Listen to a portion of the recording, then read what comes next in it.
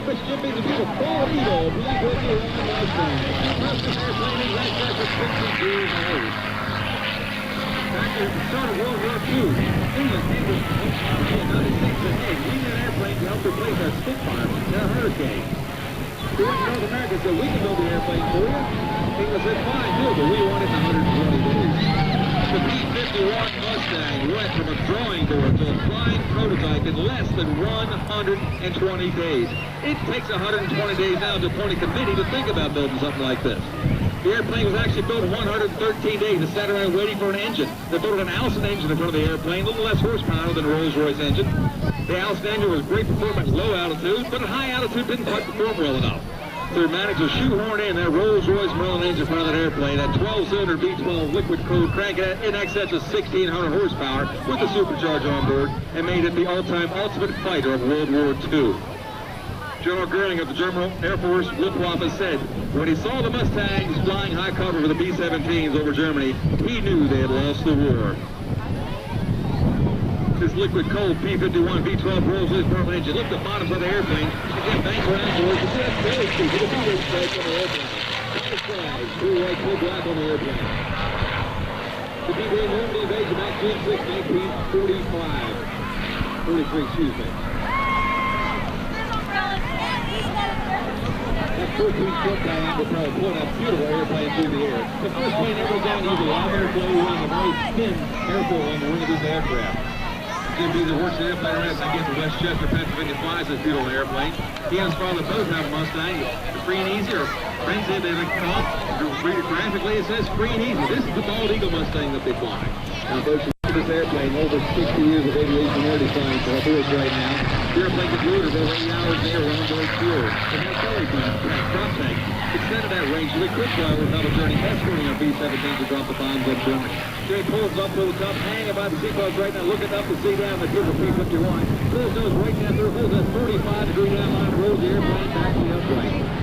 That scoop at the bottom is the radio, the cooler, the radiator through the boom of the engine, and has a valve gate inside there that actually opens and closes. They found out that when they open that gate up, it actually picks up about 15 mile-an-hour cruise speed from a hot exhaust the engine, a hot exhaust of the water being exited the backside of the regular cooling scoop. This airplane, think about it, folks, it was designed with computers. This was designed by men and ladies sitting in rooms with plastic and metal slide rules. That's why they built this airplane. It's still flying today over 60 years later. During World War II, the P-51 Mustang, the engine life use was about 200 hours. At 200 hours, they take a Rolls-Royce burner off the front, trash it, and build a new one on. To overhaul that engine alone today, just to overhaul that beautiful Rolls-Royce Merlin engine, excess of $100,000. These guys don't push it. They don't use max power on takeoff. You try to save that engine just as much as you can. It takes a lot of money to keep this airplane flying. He always says, what makes an airplane fly? Well, I tell you, it's pinky, it's money. That's what makes an airplane fly anymore.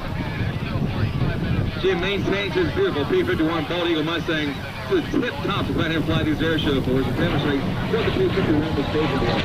During the World War II, the airplane was fuel, the aircraft was 130 to 140 octane fuel. You just can't buy that stuff anymore. If you could, you probably couldn't afford for it.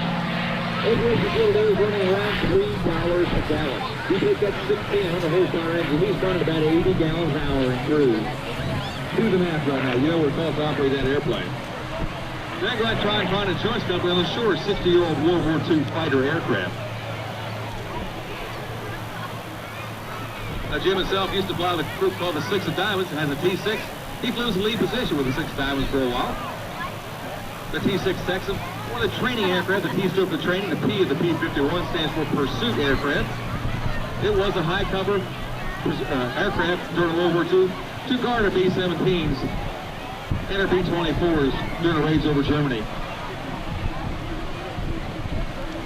Over 15,000 P-51s were built in production run. There are less than 100 flying in the world today, and we've got one right here in Atlantic City, New Jersey. The fun run of the Boardwalk right here in Atlantic City. Again, Mr. Jim Beasley Jr. at the controls of beautiful P-51. One of the things radio you can depend on. WOND, Pleasantville, Atlantic City, and WGYM, Hamilton. And on the World Wide Web at 1400WOND.com. Hurry up. the opportunity for the English and the Americans to go in and then get inland with them and do away with what was taking place in Germany in the factories that they were building and taking care of to build more Messerschmitts. But our P-51, aptly handled by our highly trained American pilots, did an outstanding job with them. Watch them pitches of beautiful P-51 rolls airplane knife and hangs it, and the hangs up from upside down, seatbelt inverted. Back to right there.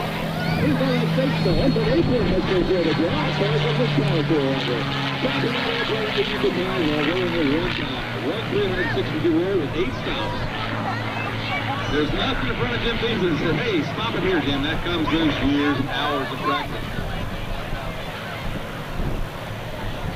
Jim's got over 1,000 hours flying P-51 Mustangs. He's a young guy. He's around, we'll say he's less than 40 years old. How's that? He's over 1,000 hours flying that beautiful P-51 Mustang. He holds a commercial pilot's license and a multi-engine instrument readiness as well. Get your cameras out again. Mr. Jim Beasley brings a beautiful bald eagle Mustang. People show bottom side playing with the airplane. Roll second to the top of this beautiful P-51 Mustang. How's that pass, Mr. Jim Beasley? The bald eagle P-51.